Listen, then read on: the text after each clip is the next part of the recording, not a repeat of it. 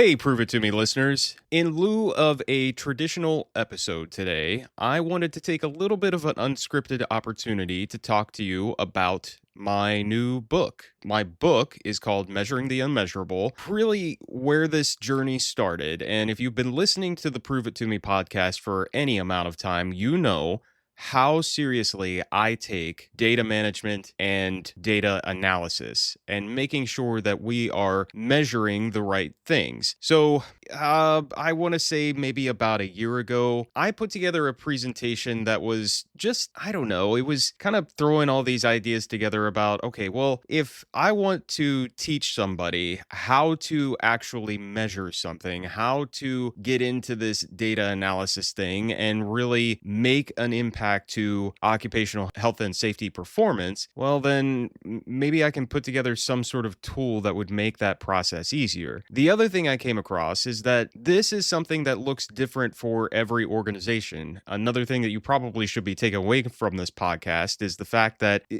just because one study is able to prove something, able to put something together, and just because it happens in one industry or one country or one organization doesn't necessarily mean that it's going to translate to the other organization. So the thing that we have to work on is, what does each organization need to do to effectively measure and manage safety performance? So I started this book really as part of a follow-up to that presentation because I got a lot of folks that were interested. They were like, oh man, this is great. This is the best methodology that we've ever been given.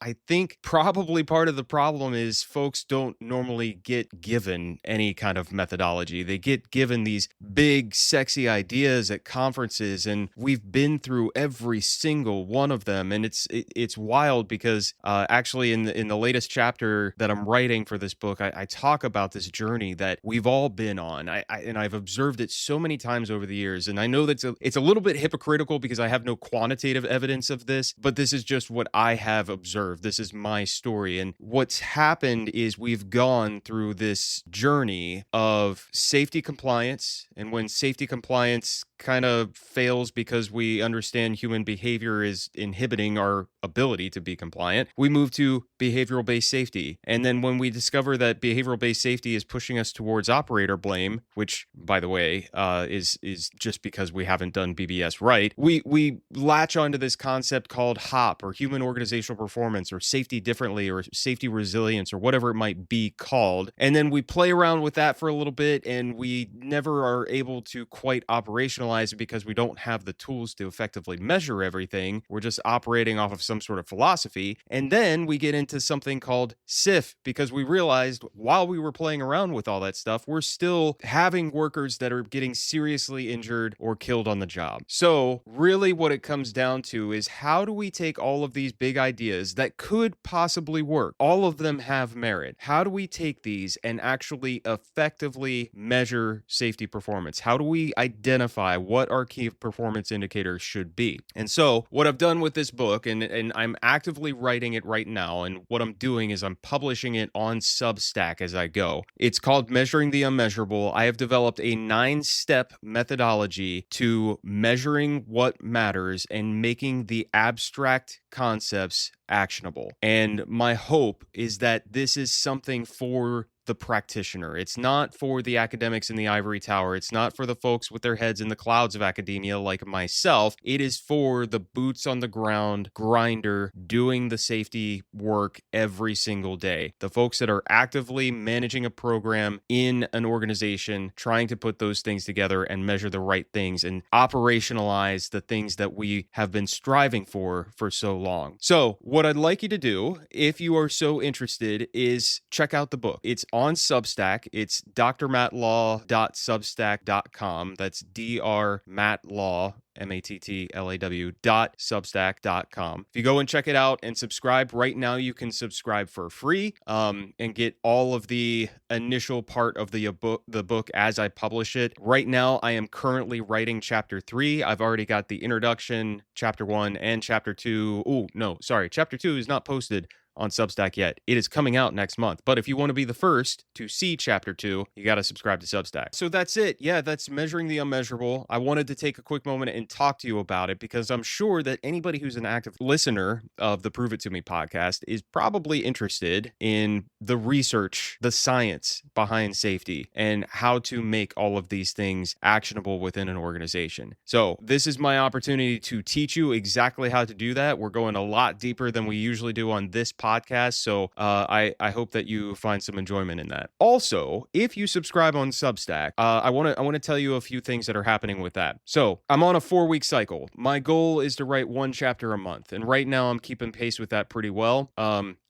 So basically here's how it'll work. Week 1, you will get a chapter. You'll get a full chapter. Now, because I'm on 1 chapter a month, I know I don't want you to get bored in the meantime. So in week 2, what I'll do is I'll post some author commentary on that chapter that I just wrote. Week 3, you'll get a preview for the next chapter. That'll be another video. And then week 4, since you all know that I do love my bourbon and other adult beverages, what I will do is I will post a video of me making one of my favorite cocktails. I have this crazy idea that at the end of the book, I'll be able to put together some sort of full color version of my favorite cocktail recipes. Why would I do that? Listen, this is my book. Don't argue with me. It's something I've wanted to do forever, is just throw in something a little bit fun. Now, the last thing I'll say is that there is a paid version of Substack. Now, none of you need to subscribe to the paid version right now. What I am going to have to do, though, is lock some of the key methodology and the worksheets and all of the tools behind the paid version of the Substack of the book. The idea is that a lot of that content is going to end up in the final published version of the book itself, and the proceeds from Substack are going directly towards the publishing efforts for the book. There are a few tiers with that. There is a monthly option. There is a annual subscription option. All of them are very, very competitive. You're not gonna go broke subscribing to this Substack. And then there's also a founder's version that is a little bit higher. But here's what's gonna happen with the paid version of the Substack. You'll get some extra stuff. Number 1, you'll get the full access to all the chapters and all of the worksheets and all the content as it comes out, the things that will actually be the physical tools that you can use that I've built for you. You will also get access to the chat and the ability to leave comments on those full chapters, give me feedback. The other reason I'm doing this on Substack is to make sure that I get all of that feedback as we go. And then the last part, trying to think here. Audio. I will do an audio version of the book as I publish it. So the last one, so the founders version. So what comes extra with the founders subscription on Substack? So number 1, you will get a special opportunity to have a conversation with me about the book. So we will have periodic meetings on Zoom or whatever online platform we can use to have a conversation about the book, about the concepts. You can give me feedback directly live on those different concepts and what we're putting together. And you'll also, at the end of it, because it's a founder subscription, you will get a signed copy of the book. You won't have to pay extra for the book. You'll get a signed copy of the book, and you'll also get your name in the book as a founding member. So you'll be forever recognized as a critical component to getting this work done. So that's it. That's what the subscription looks like. But in the meantime, a lot of the stuff that's going to end up behind that paywall is not ready yet.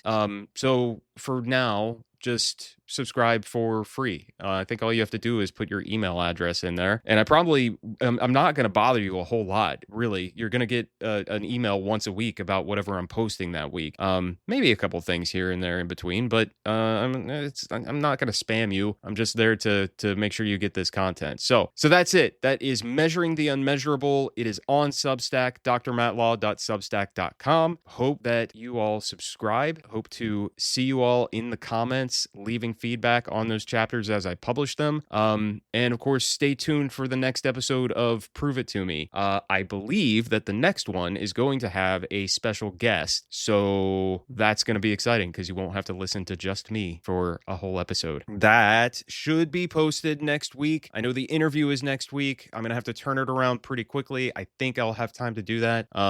So look forward to that. The last thing, I know the question that's on everybody's minds, Dr. Law, how do you find enough time to actually sleep? I have a very good answer for that. So here's how I do it.